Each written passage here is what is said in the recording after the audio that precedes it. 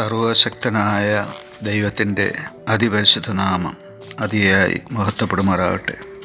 കർത്താവിൽ പ്രിയരെ, നിങ്ങൾക്കേവർക്കും ജീസസ് വോയിസ് മെസ്സേജ് എന്ന പ്രഭാത ദൈവവചന ധ്യാന ശുശ്രൂഷയുടെ പുതിയൊരു എപ്പിസോഡിലേക്ക് സ്നേഹത്തോടെ സ്വാഗതം.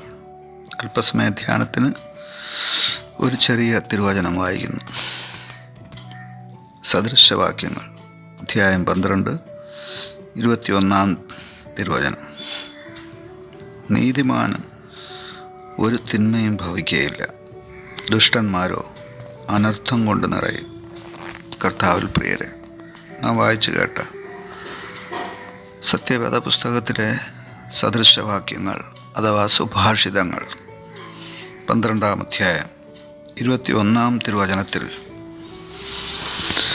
നീതിമാനും ദുഷ്ടനും ലഭിക്കുന്ന അനന്തരഫലം അഥവാ പ്രതിഫലം എന്തൊക്കെയാണെന്ന് രേഖപ്പെടുത്തിയിരിക്കുകയാണ്. ആദ്യമായി നീതിമാന് സംഭവിക്കുന്നത്, നീതിമാന് ഒരു തിന്മയും ഭവിക്കുകയില്ല എന്നാണ് രേഖപ്പെടുത്തിയിരിക്കുന്നത്. ആരാണ് നീതിമാൻ?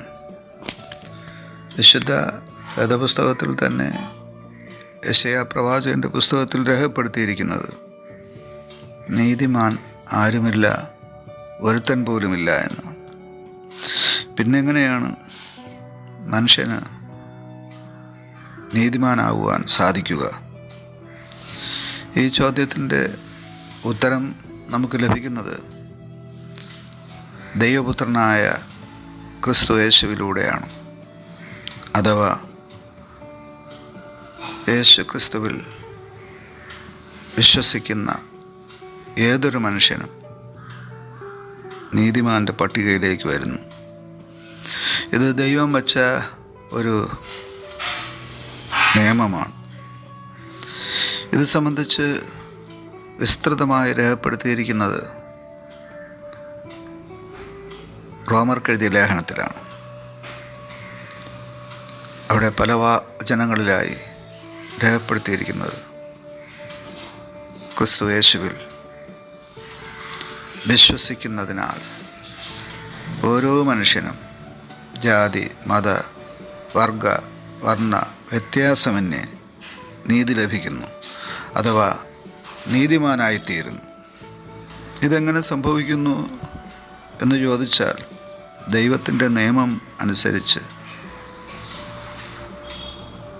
പാപികളെയെല്ലാം രക്ഷിക്കുവാൻ, അഥവാ പാപത്തിൽ ജീവിക്കുന്ന സകല മനുഷ്യരെയും രക്ഷയുടെ ആനന്ദം കൊണ്ട് നിറയ്ക്കുവാൻ, നിത്യജീവൻ നൽകുവാൻ, നീതീകരിക്കുവാൻ സ്വർഗത്തിലെ ദൈവം ഒരുക്കിയ പദ്ധതിയാണ് ദൈവപുത്രനായ കർത്താവായ യേശു. ആ യേശു ക്രിസ്തുവിൽ വിശ്വസിക്കുമ്പോൾ ആ യേശു കർത്താവ് മാനവരാശിക്ക് വേണ്ടി ഒരുക്കിയ കാൽവരി ബലി വിശ്വസിക്കുന്ന ഏവനും നീതീകരണത്തിനു വേണ്ടിയുള്ള പ്രായശ്ചിത്ത ബലിയായിത്തീരുന്നു. ഇങ്ങനെയാണ് യേശു ക്രിസ്തുവിൻ്റെ മരണ പുനരുത്ഥാനം വഴി, അഥവാ കാൽവരി യാഗം വഴി ദൈവം ഒരുക്കിയ ആ രക്ഷാമാർഗം ഒരു മനുഷ്യന് നീതിയായി ഭവിക്കുന്നത്. രണ്ടാമതായി നാം വായിച്ചു കേട്ട തിരുവചനത്തിൽ എഴുതിയിരിക്കുന്നത്, ദുഷ്ടന്മാരോ അനർത്ഥം കൊണ്ട് നിറയുമെന്നാണ്. ഓരോ പാപിയെയും പാപം പിന്തുടരുന്നു. പാപിക്കുള്ള പ്രത്യാശ, അതാ ദുഷ്ടന്മാർക്കുള്ള പ്രത്യാശ, അവർ മാനസാന്തരത്തിലൂടെ ദൈവസന്നിധിയിൽ വരുമ്പോഴാണ് ഉദിക്കുന്നത്.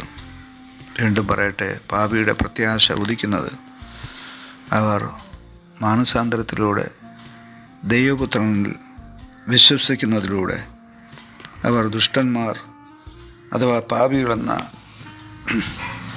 ആ ഒരു അവസ്ഥയിൽ നിന്ന് പുതിയ സൃഷ്ടിയായി മാനസാന്തര അനുഭവത്തിൽ രക്ഷയുടെ സന്തോഷം അനുഭവിക്കുന്നവരുടെ കൂട്ടത്തിലായി മാറ്റപ്പെടുന്നു.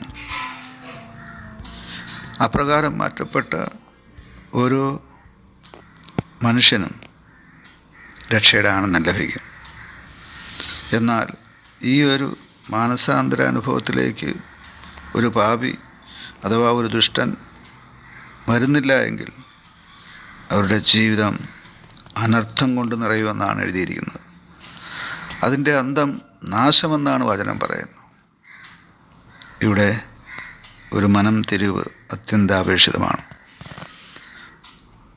മുടിയനായ പുത്രൻ തിരിച്ചു വന്നതുപോലെ ഒരു തിരിച്ചു വരവിൻ്റെ അനുഭവം. ആമേൻ.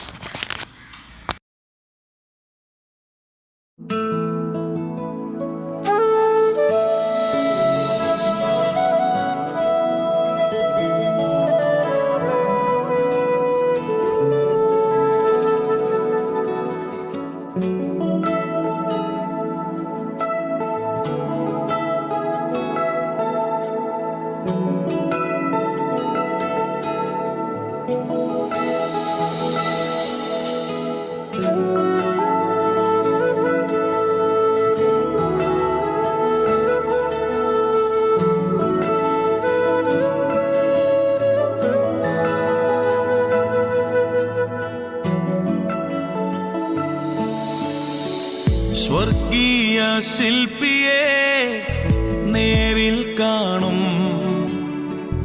അല്ലലില്ല നാട്ടിൽ ഞാൻ എത്തിടുമ്പോ.